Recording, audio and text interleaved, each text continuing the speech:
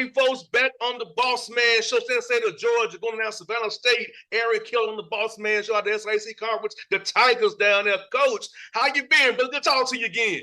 Hey, great talking to you, and I'm really excited about where we are and what we got coming up. So it's gonna be an exciting season in the SIAC for everybody, for sure.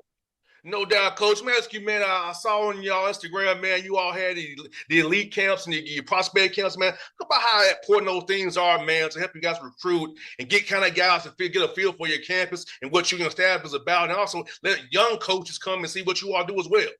Yeah, the biggest part for us is with the way recruiting is going right now, is making sure that these high school prospects coming through understand that they're going to get recruited by colleges. So it's important for us to be able to do that because they lose out the most with the portal and everything going on. So we're going to stay true to form with our development of young players. And we're always going to recruit a large portion of high school guys and fill it with portal guys. And so we feel pretty good. I thought camp went fantastic.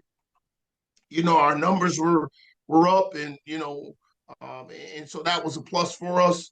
And then we invite guest coaches too, because we know we can't recruit them all. So we had some guest coaches there who were able to look at some prospects and increase their recruiting pool. So we're going to always do that. It's important for us, and so we were really pleased with the way our prospect camp went.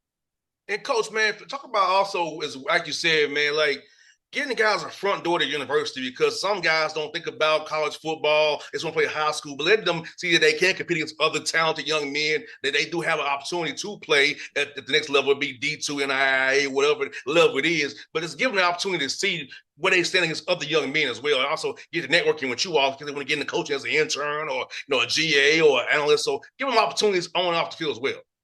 Yeah, I think it's important for guys to be able, first and foremost, to get on college campuses, right? To expose them to college life. Some of them don't get exposed to it. They don't have colleges either nearby, or they just haven't had an opportunity to get on campuses, different things like that. And so it's important for them to be able to just walk around and say, hey, can I see myself here? Can I be here or on some other university campus, right? Like that part is important, extremely, extremely important, is to get it in their mind. Then the other part is playing, right?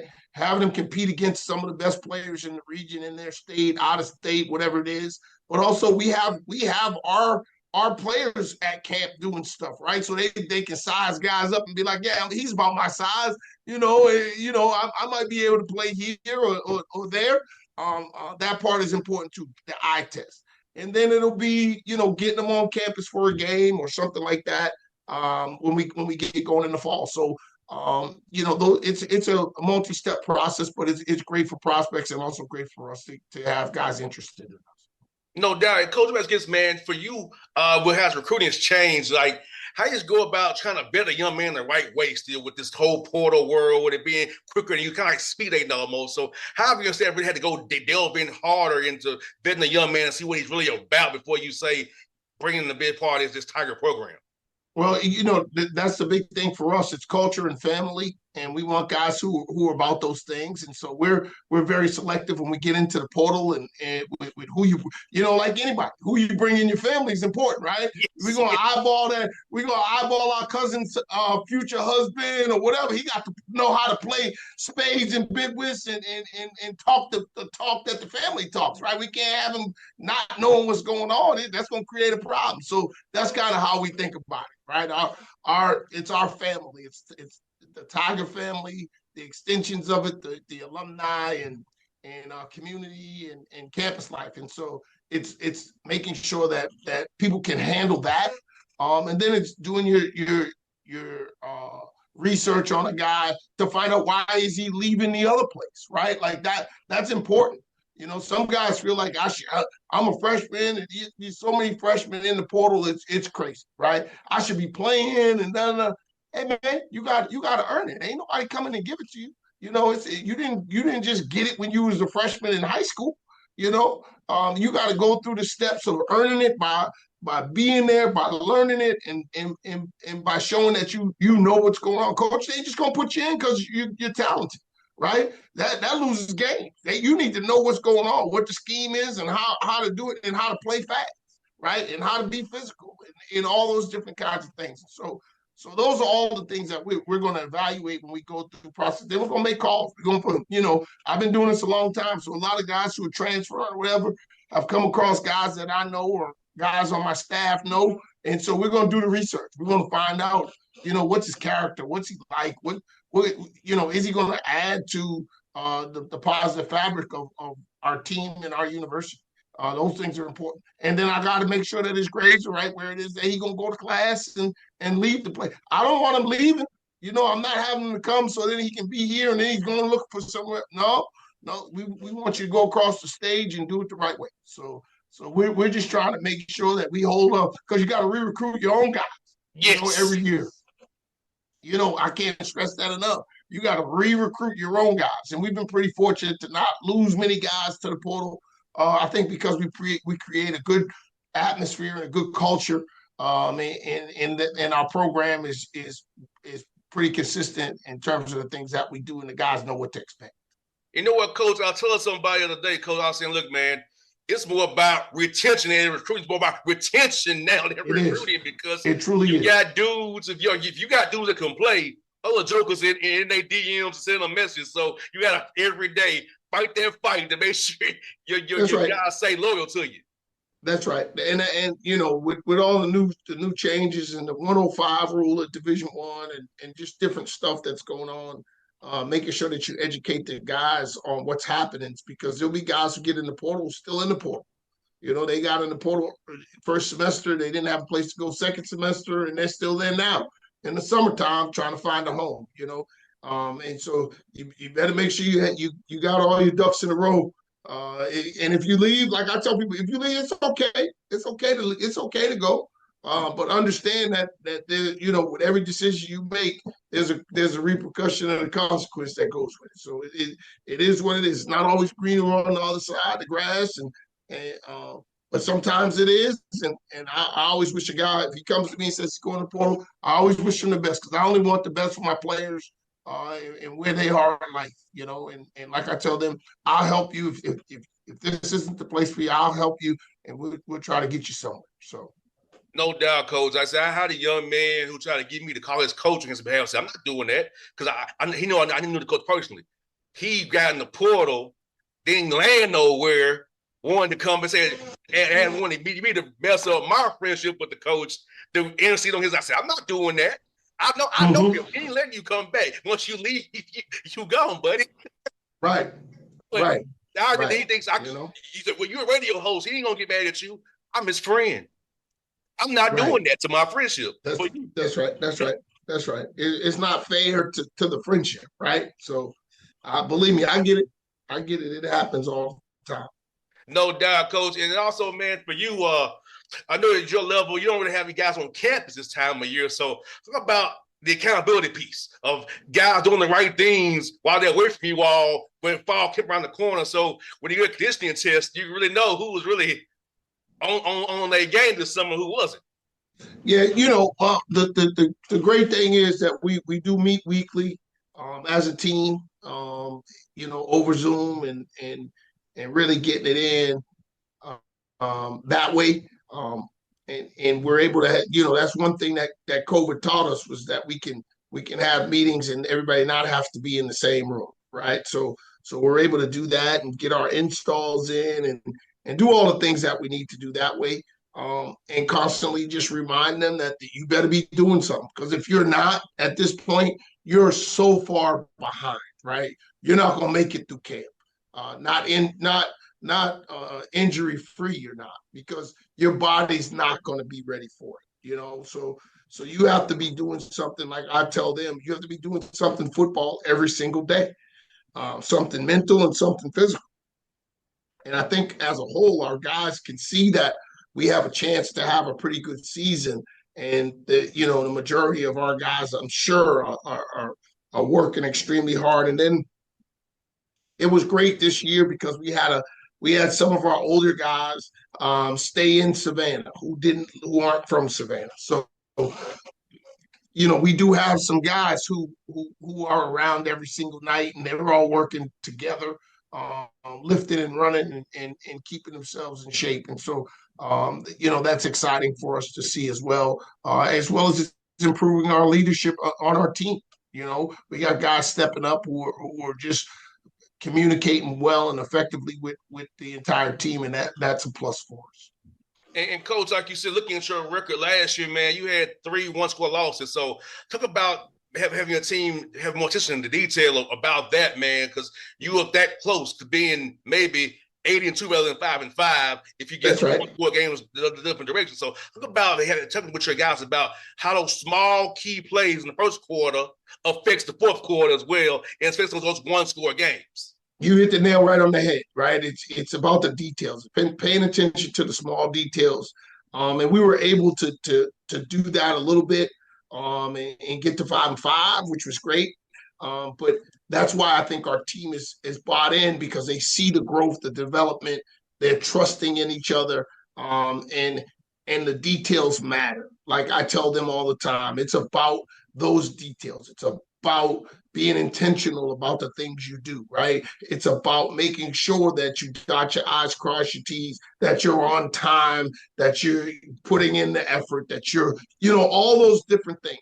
And that I talked to them about it being football, teaching them that for the rest of their life, right? Because those are the things in life that matter. Okay. And if you're able to master those things, you're going to have a pretty good life, I think. So I think our team has, like I said, has a chance.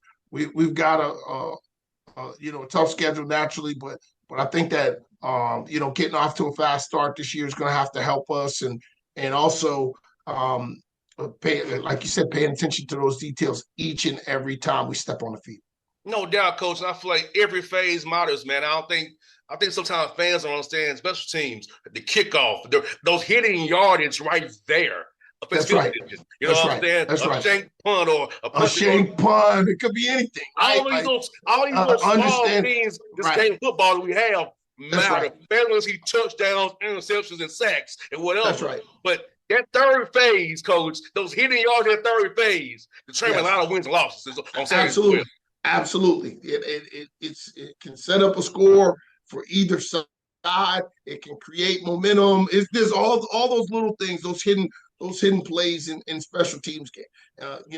And for us, we win a game. We lost a game last year because we missed an extra point, right? Like so those are details, right? Those are them details that we're talking about.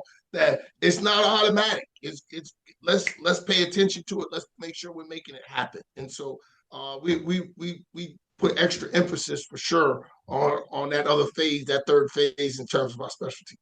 Yeah, because coach, if you miss that extra point, you're always chasing that point the rest of the game. You chasing, and it was the end of the game.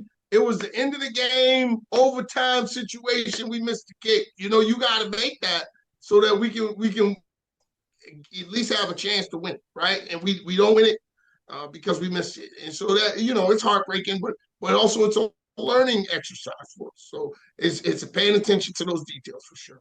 No doubt, coach. And like you said, man, you have a tough schedule in SIAC East. That's just tough, man. And talk about it's tough, but it's fun to compete against, knowing every week it's going to be a tough game no matter what. And how fun is that as a comparative that you are, knowing that it's no bye weeks, really. It's every week. There's nobody strong. That's right. You got to come ready to play. Everywhere we're very competitive as coaches in the league. We try, like we said in our coach meeting, we'll say it next week. We're all friends. We're all close, and we only want the best for each other. But for those 3.5 hours that you're playing against somebody, you're just not friends. You're friends up till the kickoff, and then while the game's going on, I could care less, right? I don't listen. I'm trying to beat the brakes off of whoever I'm playing. And then when it's over, I'll shake your hand and say either congratulations or thanks a lot or whatever it is. We'll talk for a few minutes, and then it's on to the next one, because we're all that competitive, and we all want the same thing. We're all pushing for that SIAC championship, and SIAC has gotten better as a conference and gotten more competitive nationally, and so that part's exciting too, when we see our sister schools in the conference going and having success against other programs outside. that helps our strength of schedule and helps us regionally and what have you. And so we're excited to just be in that process. Like I said, hopefully we can get off to a fast start and be making some noise, nationally and in SIAC for sure. No doubt, Coach. One more for you, Coach, man.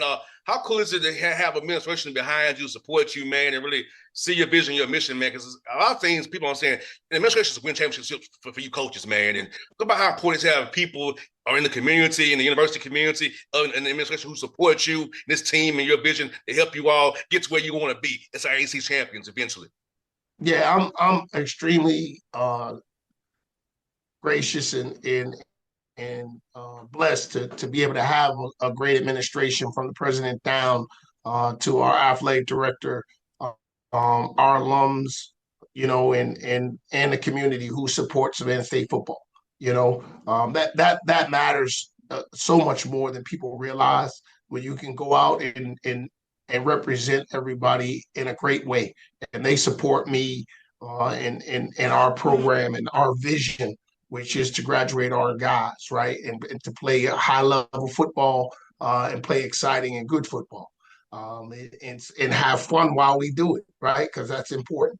But our administration, our athletic director has been super and just making sure that we try to continue to improve the program each and every year, and we've been able to do that.